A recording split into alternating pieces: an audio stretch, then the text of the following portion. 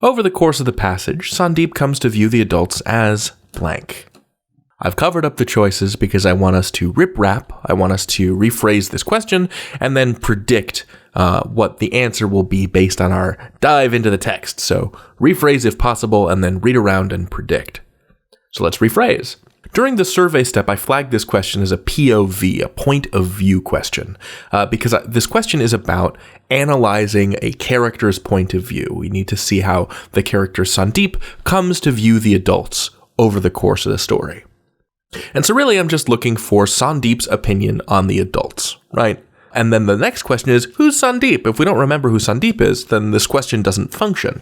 And I remember that Sandeep is mentioned in the blurb. Don't forget to check the blurb. The blurb is your friend. It's very useful. It's very important. This passage is adapted from A Strange and Sublime Address, in which a 10-year-old boy named Sandeep travels with his mother, his aunt, and his uncle to visit family in Calcutta. All right, so let's just do a keyword search and look for the first instance of the name Sandeep in the passage. I don't see it, I don't see it, I don't see it. There we go, there's the first mention of Sandeep, line 43. Sandeep's aunt's and mother's feet, but not really about Sandeep himself. Keep going. Here we are, line 55. Sandeep, meanwhile, had come to the conclusion that the grown-ups were mad, each after his or her own fashion.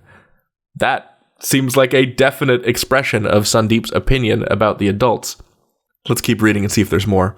Simple situations were turned into complex, dramatic ones. Not until then did everyone feel important and happy. Will they never grow up, thought Sandeep irately. So he's irritated and he thinks they're childish. Okay, so we've got an opinion that Sandeep thinks that the grown-ups were mad, that is to say, unhinged, right? Or that they're immature. So I'm going to go back to the question, and I'm going to write in childish here. And if childish doesn't work, then we can sub in crazy, because I think that's what Sandeep means by mad. Let's expose the choices. So which one of these choices best matches my prediction of childish? It's not strict. Strict and childish don't mean the same thing. Reserved and childish do not mean the same thing. Sophisticated, well, that means fancy, but let's pretend that I don't know what sophisticated means, so I'm going to leave it for now. And D, immature. Well, immature and childish could be synonyms. They can mean the same thing. I'm going to circle D. And I'm going to cross off C.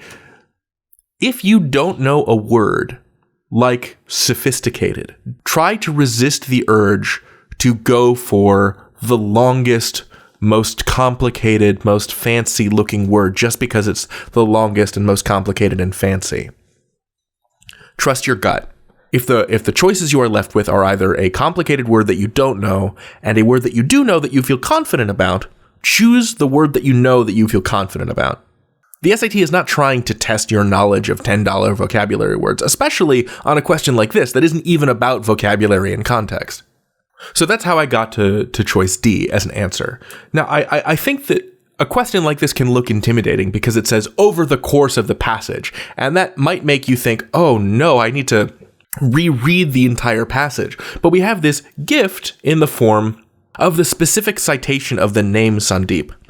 So all we need to do is search for that character's name and look for moments when that character's opinion comes to the fore of the narration. And doing that enabled me to find the relevant paragraph and focus in on that and use just that paragraph as a source instead of burning valuable minutes rereading the entire passage.